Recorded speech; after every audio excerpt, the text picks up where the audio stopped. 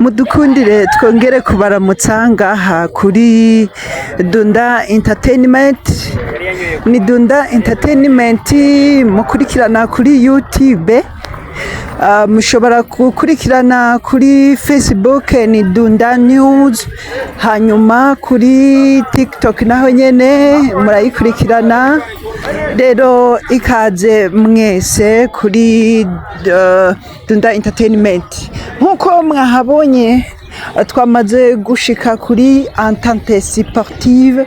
Kuri Entente Sportive rero ni mu gisagara ca Bujumbura. Ushaka kugendayo uba uri hafi ya Hotel Source du Nil. Hotel Source du Nil naho ni inyuma yo kwandadaye, uri kuri Place de l'Independance ahahoze Leo ya kera, uca uraba nk'ugenda mu Buyenzi. Aha rero nkuko muhabona hariho ibibuga bitandukanye. Murabona iriya nzu iri hariya imbere yuko ari Hotel Source du Nil. Inyuma yaho rero murabona yuko hariho ahantu hari ibibuga vya tennis, hakongera mukamubona aha indani yuko hariyo n'ama piscine. Murabona bari abantu yuko ari abantu bariko bigisha ugwaruka rw'abana bakiri bato koga. Koga rero barashobora kukwigisha mu gihe uba wahejeje kuriha amahera muba mwavuganye ukariha. Murabona hariya naho yuko ari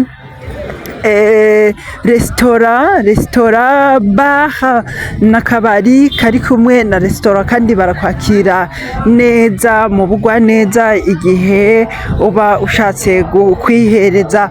Hakaba hari ibibuga byinshi inyuma ya hariya hose. Murabona hariyo n'utundi tubari, hakongera hakaba hariyo na za nzu za zindi bagiriramwo sport.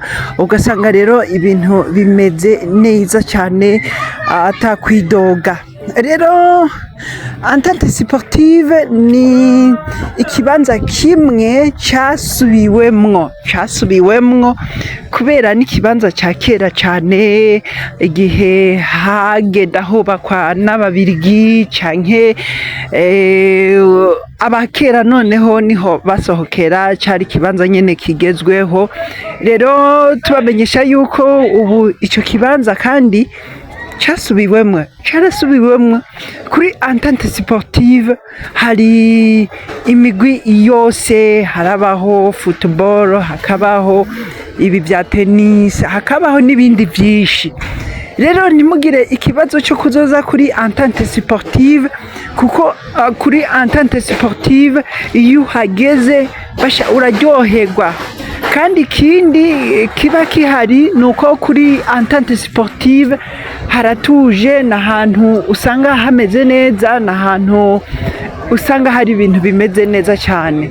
Haratekanye, winywera nyene wirabira mu gapisine. Hepfo yaho uhagaze hajya ku gihande cyo hepfo hari ya jardin nziza ya yindi hamwe kuri cercle hippique. Rero kuri cercle hippique naho nyene hari hepfo yaho n'ahantu nyene hatuje, nta gwamo ruhari ntaki.